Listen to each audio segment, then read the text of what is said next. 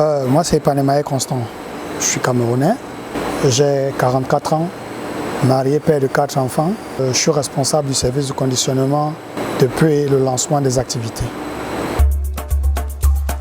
J'ai commencé par les sociétés de sous-traitance. J'ai en somme fait dans l'agroalimentaire, mais beaucoup plus. Le nombre d'années d'ancienneté sont beaucoup plus basés sur les sociétés brassicoles. Je ne suis pas né opérateur du conditionnement. Je suis devenu opérateur du conditionnement par la force des choses. Entre autres, quand j'ai intégré cette société, j'y allais comme un enfant qui va à la maternelle. Tout ce qu'il sait, tu vas où, je vais à l'école. C'est arrivé à l'école que tu sais comment ça se passe, ce qui peut t'intéresser, ce qui peut te faire avancer. Donc du coup, au départ, il n'y avait pas de formations spécifiques pour devenir opérateur du conditionnement. On était dans le tas, chacun avait son rôle. Je me suis rapproché de certains opérateurs. J'ai émis le désir de vouloir apprendre des machines. Ils m'ont dit, ok, pour que ce soit officiel, il faut voir avec la hiérarchie. Je me suis rapproché de la hiérarchie qui m'a donné l'autorisation d'apprendre des machines. Mais du coup, là, il fallait sacrifier mes jours de repos. Tout le temps, j'étais dans les sites pour apprendre. Et en un an, je suis devenu opérateur des machines. Parce que j'ai commencé par une machine, et après une autre m'a intéressé. Donc du coup, sur le conditionnement, je maîtrise au moins les 80% des machines du conditionnement. Et je peux spécifiquement opérer au moins 60% de ces machines, normalement comme ça se doit, dans le respect de l'hygiène, de la sécurité et des normes de fonctionnement de cette machine.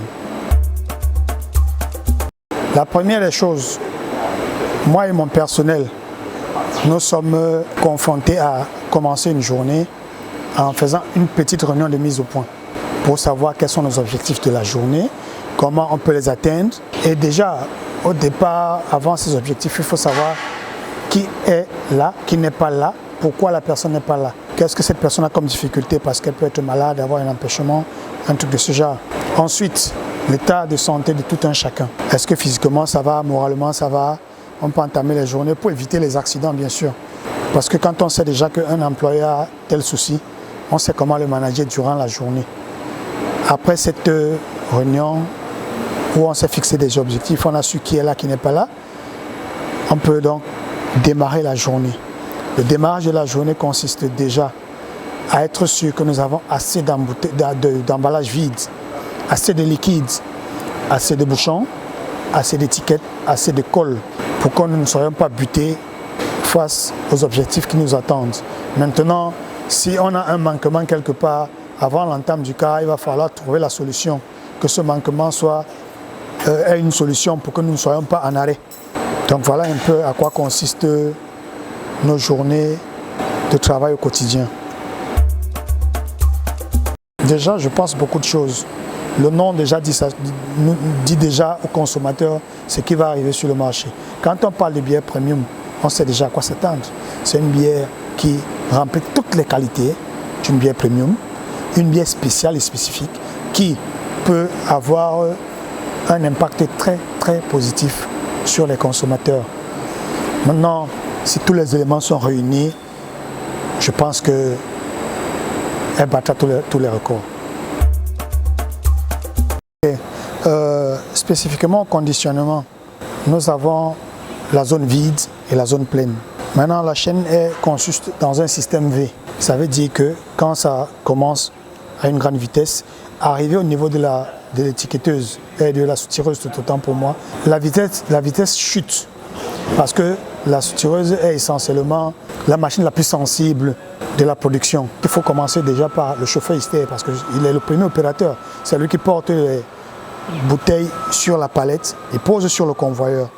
Le convoyeur l'achemine vers la machine qui est appelée la dépale, qui prend les casiers en bloc, les pose sur une table de réception et par là il y a les crochets qui tirent les différents casiers pour les envoyer vers le convoyeur à casier. Ces casiers sont également acheminés au niveau de l'encaisseuse, qui est une machine robotique qui prend les bouteilles dans les casiers, il vide des bouteilles en fait et pose sur un transporteur.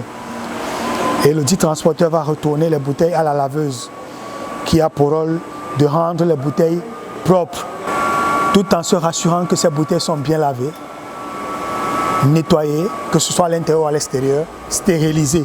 Et à la sortie de ces bouteilles à la laveuse, avant qu'elles ne soient acheminées où que ce soit, il y a un test qui est fait par l'opérateur et le laborantin qui consiste à amener la bouteille au laboratoire et injecter des produits pour être sûr que ces bouteilles sont bien lavées. Ensuite, ça va au niveau de l'inspecteur de bouteilles vides qui a pour rôle d'identifier les bouteilles qui sont propres au remplissage. Toute bouteille ayant un résidu, un corps étranger qui est mal lavé, même au niveau de la couleur, cette bouteille est rejetée et ne peut pas passer dans l'inspecteur des bouteilles vides. Arrivé au niveau de la soutireuse, ces bouteilles sont soumises à une pression au CO2.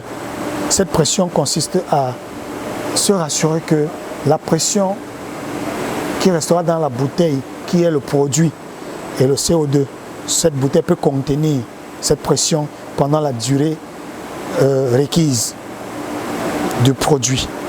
À la sortie de la soutireuse, il y a également un inspecteur de bouteilles pleines qui rejette les bouteilles qui n'ont pas de capsule, les bouteilles qui sont mal remplies. Celles qui passent sont les bonnes bouteilles qui vont au pasteurisateur, qui lui aussi a un rôle très important dans la production. Ouais, on rencontre beaucoup de difficultés. On peut avoir des pannes. On va d'abord commencer par la panne habituelle, une coupure de courant. Ça se gère avec les groupes électrogènes, en l'occurrence les générateurs, quoi. Maintenant, on peut rencontrer des problèmes comme une disjonction d'une machine, un détecteur qui ne joue pas son rôle. Sur le plan mécanique, un convoyeur qui a déraillé, soit qui s'est coupé. Donc du coup, pour les pannes, les électriciens sont là pour gérer les pannes, les mécaniciens également. Maintenant, pour éviter les trucs comme les déraillements, il y a des lubrifications, soit automatiques, soit manuelles, que nous faisons sur les convoyeurs. Et quand c'est sur le plan électrique, on interpelle l'électricien pour qu'il vienne faire le diagnostic et arranger le problème. Bon, comme je l'ai dit au départ, si on a un problème de biais, il va falloir s'ajuster sur le timing de production. On ne va pas, par exemple, mettre sur le convoyeur une quantité de bouteilles qui ne va pas nous permettre de vider la bière que nous avons. Si les gars du brassage nous donnent la quantité qu'il y a et qu'ils ne sont pas prêts à nous livrer une autre quantité pour continuer la journée, on sera obligé de mettre la quantité qui nous permet de vider la chaîne et de vider le temps de bière qu'on nous a envoyé. Spécifiquement, je vais vous dire oui, parce que je ne veux pas me mettre à parler de la bière que je produis sans toutefois connaître les valeurs, la saveur, sans toutefois pousser à mon voisin qui est assis à côté de moi, lui donner cette envie de curiosité, de vouloir déguster cette bière et de me donner raison ou tort, parce que c'est déjà ça le marché. On ne va pas produire la bière pour la stocker, on la produit pour la vendre. Maintenant, il faut être soi-même ambassadeur de ce produit.